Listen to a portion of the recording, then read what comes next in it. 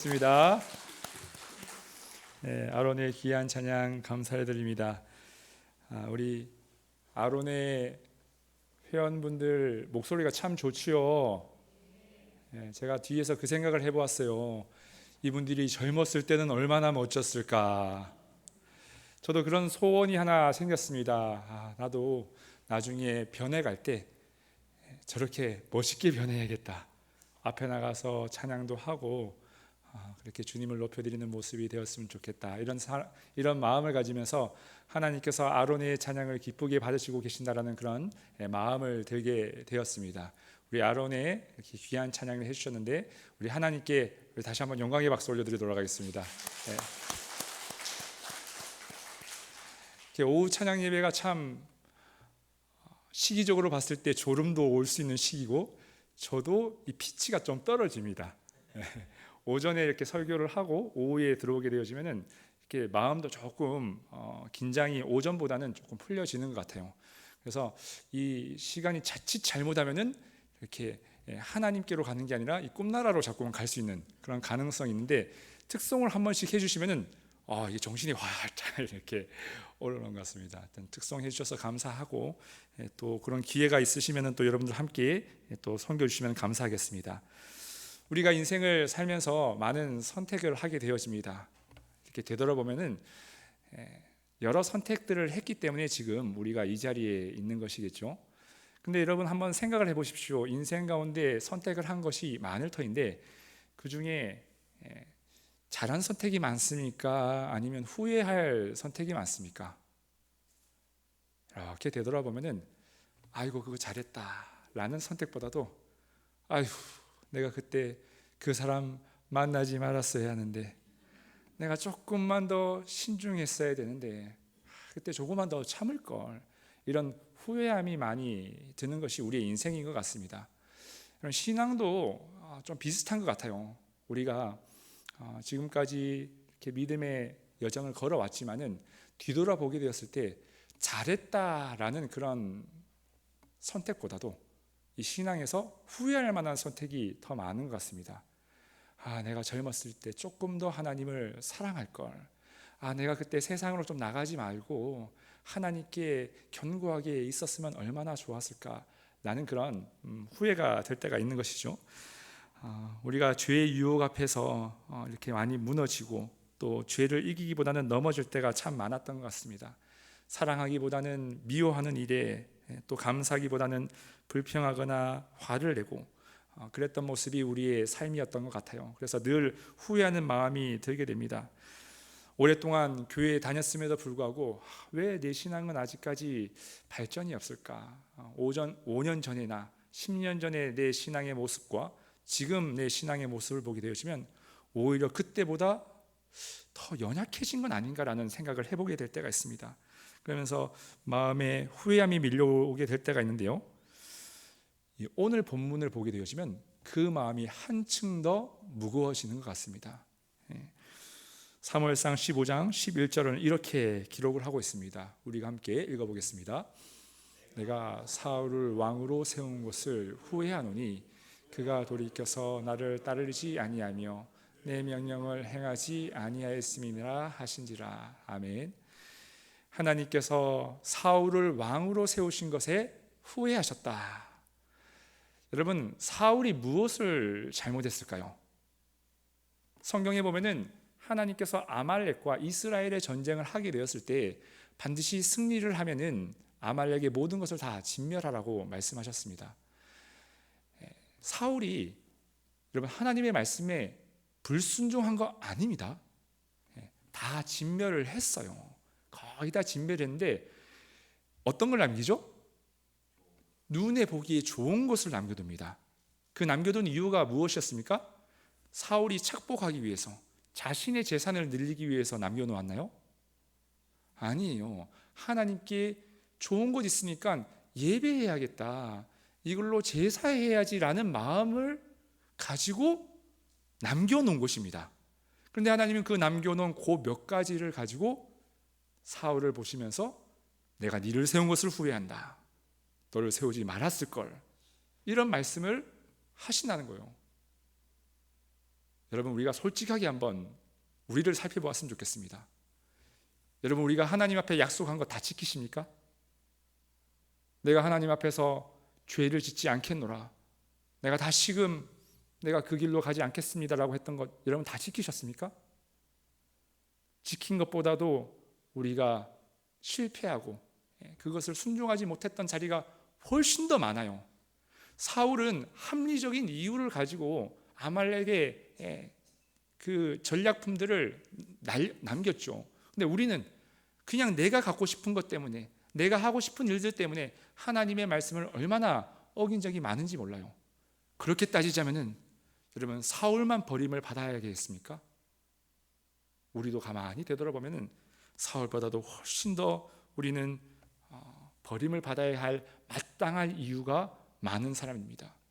우리가 누군가를 사랑해야 함에도 불구하고 우리는 사랑하지 못했고, 복음을 전하라고 했지만 복음도 전하지 않았고, 가만히 뒤돌아보면은 사울보다 훨씬 더 못한 삶을 살아갔던 것이지요.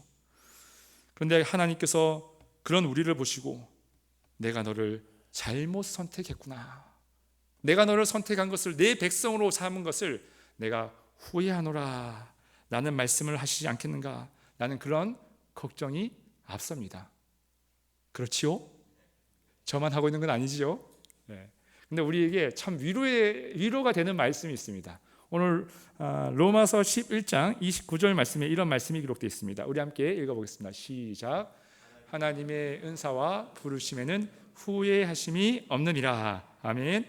자, 하나님의 부르심, 이것은 저와 여러분들을 부른 것을 말씀하는 거예요. 근데 어떻게 하신다고 하셨죠? 하나님께서 우리를 부르신 것에 대해서 후회하지 않으신다라고 말씀하고 있습니다.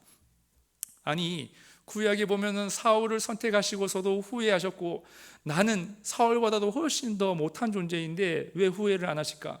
나도 내가 후회스러울 때가 얼마나 많은데, 그렇잖아요. 우리가 선택 잘못한 것 때문에 후회할 때가 얼마나 많은데 하나님이 그런 나를 보시고 후회하지 않는다? 이게 뭔 말인가?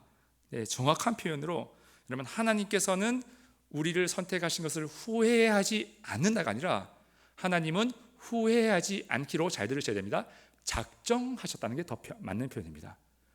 우리를 선택하신 것을 후회하지 않기로 내가 결단한다 라는 하나님의 의지라는 것입니다. 여러분, 구약에서 신약으로 넘어올 때 하나님의 큰 의지 하나가 실행된 사건이 있죠. 그것은 바로 예수 그리스도를 이 땅 가운데 보내주셔서 우리 대신 죄를 대신하여서 그 화목 제물이 되어 주신 것입니다. 요한일서 4장 9절은 이렇게 기록하고 있는데요, 우리 함께 읽어보도록 하겠습니다. 하나님의 사랑이 우리에게 이렇게 나타난 바 되었으니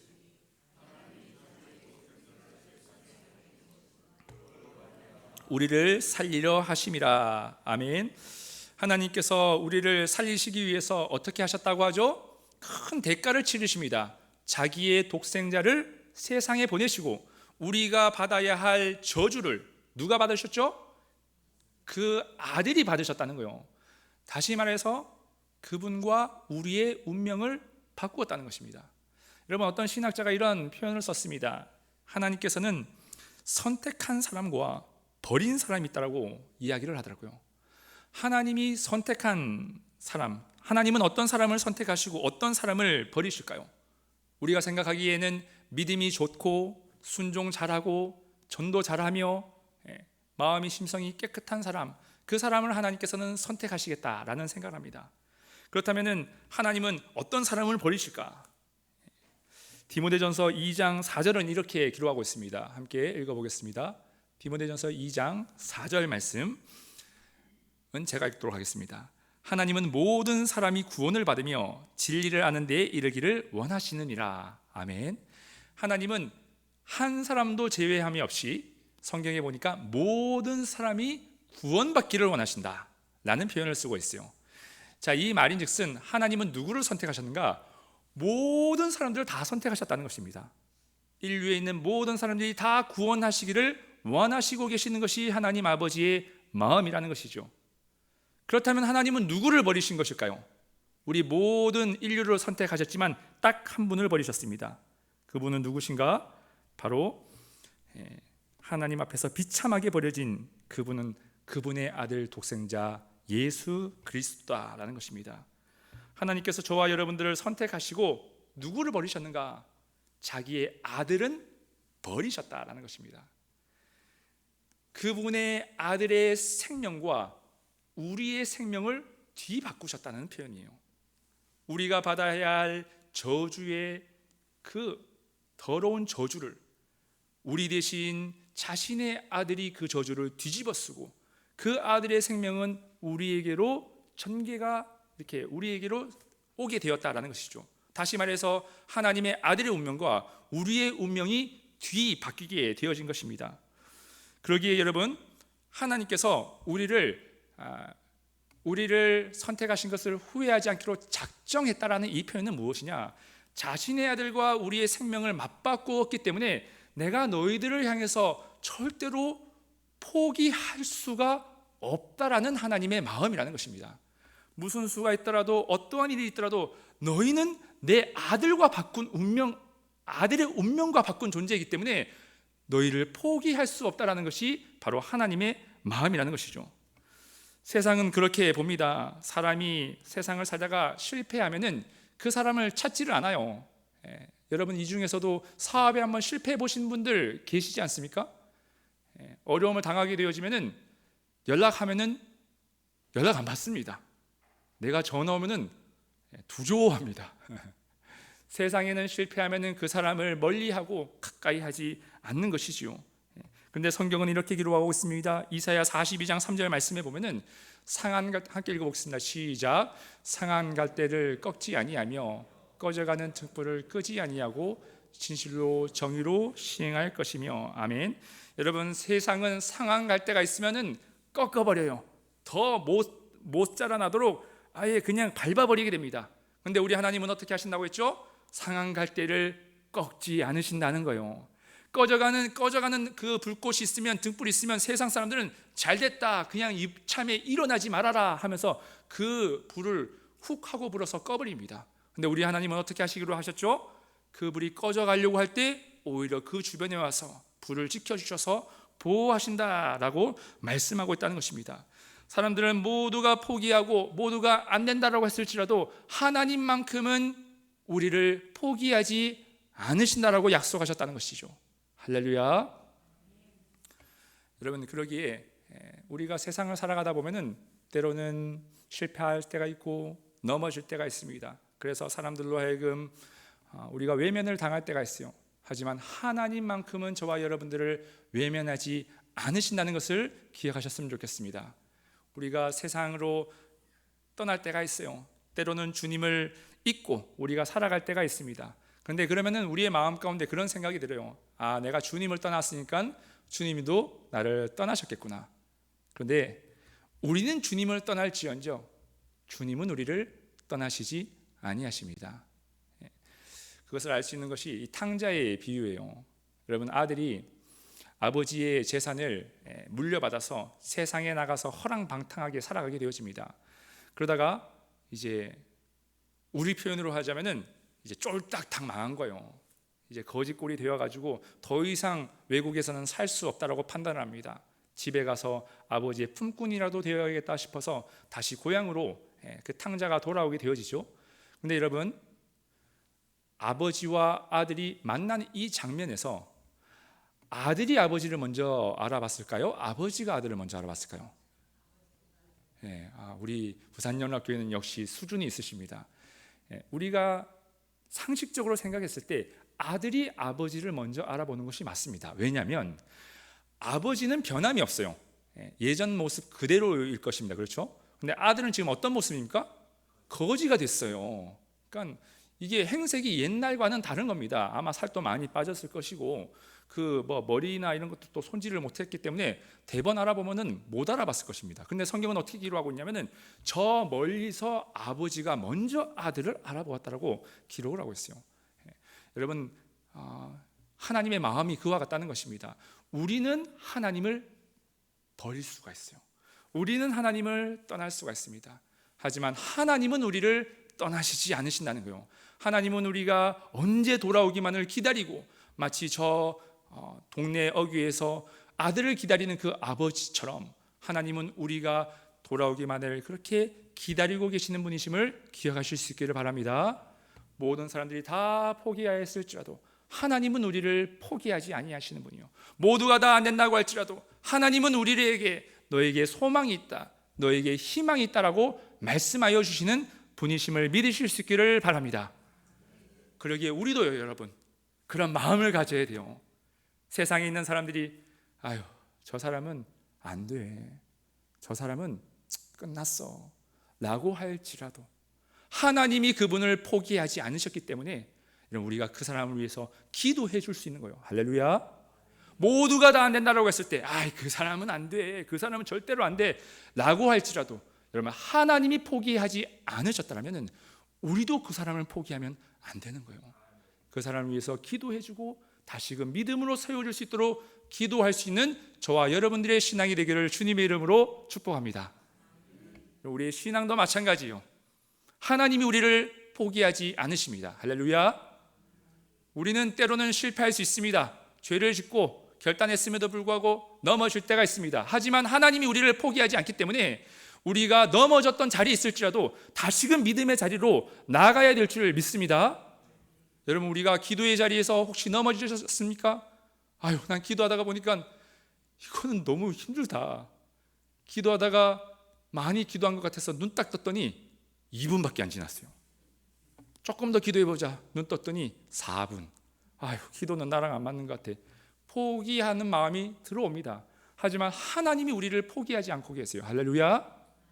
그렇게 여러분, 기도가 어렵고 힘들더라도 훈련하는 겁니다. 기도는 훈련해 나가는 거예요. 하나님의 역사가 있던 자리에는 항상 이 기도의 모임부터 시작이 되었습니다. 마가의 다락방에서 성령이 임하시게 되죠. 그런데 언제 성령이 임하십니까? 기도하게 될 때, 기도하는 모임이 있었다는 거예요. 평양 대부흥의 사건도 마찬가지입니다. 장대현의 그 교회에서 뜨거운 불길이 일어나게 됐을 때 여러분, 어떤 모임부터 시작되었을까요? 기도의 모임부터 시작됐습니다. 역사에 보면 그렇게 나와 있어요. 세계 선교도 마찬가지입니다. 세계 선교의 시작은 이 모라비안 교도들을 통해서 시작이 되어지게 되는데 그것도 이 모라비안 교도의 기도하는 모임을 통해서 세계 선교가 시작이 되었습니다. 하나님의 역사는 반드시 기도하는 사람들의 모임을 통하여서 그 출발이 되어진다는 것을 역사는 증언하고 있다는 것이죠. 여러분, 우리 부산연합교회도 기도하는 일에 포기하지 않으실 수 있기를 주님의 이름으로 축복합니다. 우리가 모여서 기도하고 우리가 시간을 정해서 기도하게 되어질 때 하나님은 반드시 그분의 일하심을 나타내시는 분이십니다. 그러기에 여러분, 우리가 매일마다 몇 시에 기도해야 될까요? 기억해 주셔서 감사합니다. 밥 식사하시고 또 혹시 잊으셨나 그랬는데 저녁 8시가 되면은 여러분, 짧아도 괜찮아요. 간단해도 괜찮습니다. 부산 영락교회를 위해서 기도해 주시고 환우들을 위해서 기도해 주시고, 여러분, 기도하게 되어지면 그 분량이 쌓여야지 하나님의 역사가 일어나게 되는 거예요. 같이 기도하는 자리에 포기하지 마시고 하나님도 우리를 포기하지 않았기에 포기하지 않는 믿음으로 나갈 수 있는 저와 여러분들의 신앙이 됨을 통해서 하나님의 영광과 일하심을 경험할 수 있는 귀한 은혜가 있기를 주님의 이름으로 축복합니다. 기도하겠습니다. 하나님, 감사합니다. 우리를 포기하지 아니하시는 그 하나님의 모습을 통해서 다시금 신앙의 자리, 믿음의 자리로 나아갈 수 있도록 힘을 더하여 주셔서 감사합니다.